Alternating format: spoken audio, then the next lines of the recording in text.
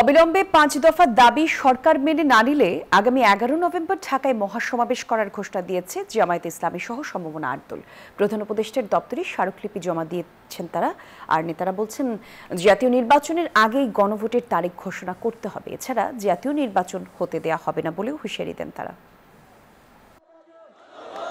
৫ দফা দাবিতে রাজধানীর কাকরাইল, মতিঝিল, বিজয়নগর সহ বিভিন্ন এলাকা থেকে মিছিল নিয়ে পল্টন মোড়ে জড়ো হন জামায়াত ইসলামী, ইসলামী আন্দোলন সহ ৮টি সমমনা রাজনৈতিক দলের নেতাকর্মীরা।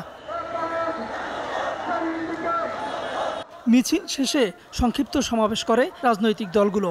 নেতারা বলেন, গণভোট ও সংস্কার ছাড়া জাতীয় নির্বাচন হতে দেওয়া হবে না। প্রয়োজনে নির্বাচন ফেব্রুয়ারিতে হবে না, আরো ২ মাস পরে হবে, কিন্তু গণভোট ছাড়া বাংলাদেশে নির্বাচন হবে না। সোজা আঙ্গুলে যদি ঘি না ওঠে, আঙ্গুলে বাঁকা করব।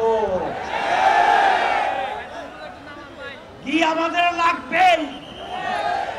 গণভোট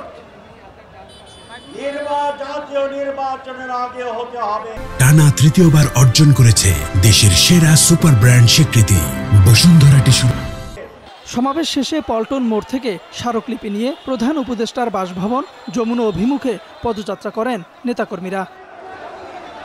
মৎস্য ভবনের সামনে পদযাত্রা থামিয়ে দেয় পুলিশ। সেখান থেকে ৮ জনের প্রতিনিধি দল যমুনায় গিয়ে স্মারকলিপি জমা দেয়। ফিরে এসে গণমাধ্যমের সঙ্গে কথা বলেন জামায়াতের সেক্রেটারি জেনারেল।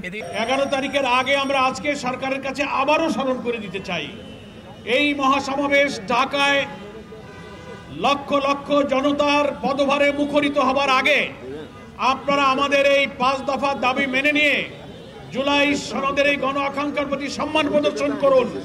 তা না হলে ১১ তারিখে রাজধানী ঢাকার চিত্র ভিন্ন হবে ইনশাআল্লাহ। চট্টগ্রামে বিএনপি মনোনীত প্রার্থীর উপর গুলির ঘটনা সরকারের ব্যর্থতা বলেও মন্তব্য করেন জামায়াতের এই নেতা। এখানে তো যারা নির্বাচনে প্রার্থী হবে দলের কারোরই কোনো নিরাপত্তা নাই, এই জন্য আমরা দারুণভাবে উদ্বিগ্ন। তাওহিদুল ইসলাম, নিউজ 24, ঢাকা।